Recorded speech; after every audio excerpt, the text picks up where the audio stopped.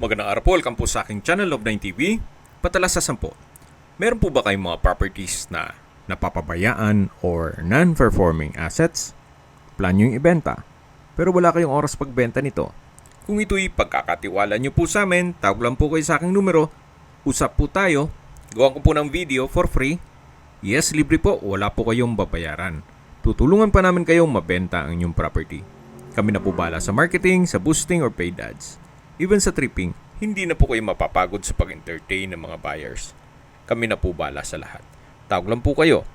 Nandito po tayo ngayon sa BF International Village, kung saan meron po tayong bagong video presentation. Isang residential property na may lot area na 612 square meters. Ang frontage po nito ay 35 meters more or less. Bali 3 parsela po ito na titulado at buhay po ang may-ari. May bungalow house, then may 5 bedrooms, 4 toilet and bath, may maid's room with own toilet and bath, at may swimming pool. Ito pong garahe ay kakasya ang 2 SUV. Bago po tayo pumasok dito sa bahay, ay check po natin itong garahe. So maayos pa naman ang bubong. Ang kulang na lang po dito ay kisame. Mula po dito ay may access naman papunta sa swimming pool. At yan po yung daan naman papunta sa kusina. Usable naman po ito, sadyang hindi lang nila ginagamit. May slide na rin po at may side garden sa palibot nito. Ito po ulit yung garahe. Then yan yung main gate. Then yung pedestrian gate. Ito naman yung main door na may glass panels sa both sides. Then ito yung glass window sa may living area. Ito po yung glass windows dito sa master's bedroom. Then may enclosure dito na papunta naman ito sa setback at service area. Hanggang sa likod po ng bahay yan. Balik po ulit tayo dito sa harapan. Yan po yung mga glass windows with security grill dito sa master's bedroom. At yan po yung sa living room.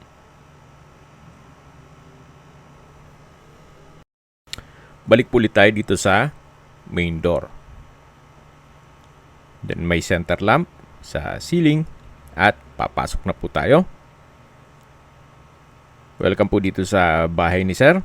Ito po yung living area o salas na naka-marble flooring, ceiling cove design, may chandelier, may pin lamps. Napakalawak po nitong living area. Bago tayo pumasok sa mga kwarto, check po muna natin yung dining area. Itong dining area din po ay napakalaki ng espasyo. Naka-ceiling cove design, may ceiling fan. Then meron pong customized glass window with security grill. At dito naman po yung formal kitchen. May kitchen countertop, wall-mounted kitchen cabinet, then storage ng kitchen utensils. So mula po dito sa may dining area, check natin itong first bedroom. Sa ngayon, ginawa nilang entertainment room. Naka-wood parquet. Then sa likod po nitong glass window ay yung garahe. So malaki naman po ang espasyo nito. Wala lang pong nabanggit kung itong split type aircon ay kasama. Then ito'y naka-high ceiling. At may sariling toilet and bath. Kung saan maayos naman ang toilet fixtures, naka-tile bathroom wall, may bathroom window, exhaust fan, at overhead shower. So, ito po yung first bedroom with toilet and bath. At lalabas na po tayo para check natin yung ibang parte nitong bahay. So, mula po dito sa first bedroom, dito po ulit yung kitchen, yung dining area, then may bar, counter sa dulo, Ito po palang formal kitchen ay meron ding extension na kung saan meron din po itong kitchen countertop, kitchen drawer at kitchen cabinet. Ito po yung access door na papunta naman sa maid's room. Sa ngayon, ginawa po itong stock room. May sariling toilet and bath din po yan. Ito naman po yung dirty kitchen. At meron pong steel gate na access naman yan dito sa swimming pool at garahe. Kung saan na-present ko na po ito sa first part ng video. Okay, balik po ulit tayo dito sa formal kitchen. Then matatanaw yung dining area na may customized glass walls and windows.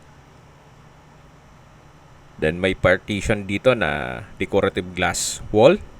At ito po yung living area o salas. Yan yung main door. Dito naman po yung altar. At ito po yung master's bedroom. Malaki din po ang espasyo nito. May dalawang customized glass window with security grill. May chandelier. Then wood parquet itong flooring. Meron din pong sariling toilet and bath. May walk-in closet from floor to ceiling po yan. Then, dito naman po sa kabilang side ay may shower enclosure, marble bathroom countertop, hand wash basin, vanity mirror. Ito po yung shower enclosure na may overhead shower. Then, naka-tile bathroom wall na rin po yan. At may water closet with bidet.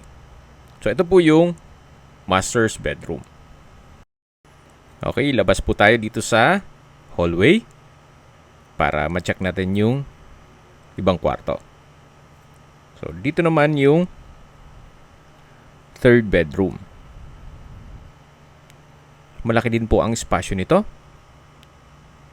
Then, may glass window with security grill, naka-high ceiling, may wardrobe, then wood parquet din po ang flooring nito. So, ito po yung third bedroom. At dito naman yung common toilet and bath.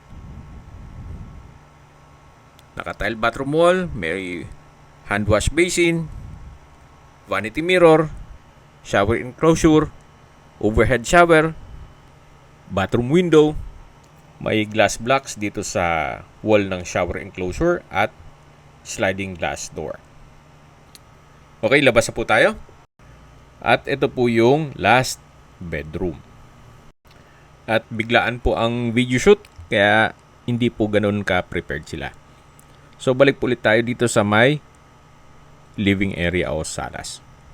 Habang naglilibot po tayo, pag-usapan natin ang distance, location at travel time. Mula po sa SM South Mall, ang distance is 2.4 kilometers at ang travel time is 11 minutes. Mula naman po sa Mulito Lifestyle Center at Alabang Town Center, ang distance is 3.7 kilometers at ang travel time is 14 minutes. Mula naman sa Parañaque Medical Center, ang distance is 4.3 kilometers at ang travel time is 15 minutes. Yan po yung lagi kong binabanggit sa aking video na dapat nyo i-consider sa paghanap ng property yung meron pong malapit na hospital. Hindi ko naman po sinasabing sakitin kayo, yan naman po for emergency purpose lang naman. At mula naman po sa San Beda College, Alabang Campus, ang distance is 4.5 kilometers at ang travel time is 16 minutes.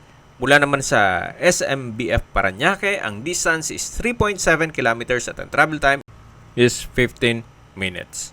Mula naman po sa Skyway Ramp sa Alabang, ang distance is 5.5 kilometers at ang travel time is 16 minutes. Kung manggagaling naman po sa Manila o sa airport, ang distance is 10 kilometers at ang travel time is 26 minutes. So, nandito na po tayo sa poolside. Ang kailangan lang po dito ay linis at ayos ng mga halaman o landscape. Sa bahay naman po, sa structure, maayos pa naman. At livable. So kung maselan, pwede naman pong i-retouch nyo ang pintura o palitan nyo ang pintura para masunod kung ano man ang taste ninyo. Okay, sa presyo na po tayo. Nag-markdown price na po si owner mula 37 or 36 million. Ang markdown price po niya ay 29,800,000 pesos net. Ibig mong sabihin, si buyer na po ang sasagot sa lahat ng taxes at expenses with regards to documentation. So, dito po yung shower area at may banyo po dyan. Kung may mga katanungan po kayo, tawag lang po kayo sa aking numero. At sa mga kababayan naman natin na sa ibang bansa, meron po akong Telegram. Sa mga iPhone user naman, may iMessage. Meron din pong Imo, Skype, Viber at WhatsApp. Same number lang po, 0917-316-3399. Sa mga nagtatanong naman po ng aming Facebook, meron po kaming Facebook page na Nov9TV at Facebook Real Video. Meron din pong TikTok at Instagram. May ibang YouTube channel po kami gaya ng The Nov9TV Channel, Nov9TV Listings at Nov9TV On The Spot. Real talk, real fast. Sana po naibigan nyo ang video presentation. Paki-like and subscribe na lang po sa aking channel para ma-update din po kayo sa aking future listings. Kung sakali po hanap nyo yung mas malaking suot ng lupa, meron din po kami ibang listings na pwede nyong pagpilian. Huwag po kayo mag-atubiling tumawag sa amin, then let us know your budget para malaman namin kung anong property pwede naming alok sa inyo.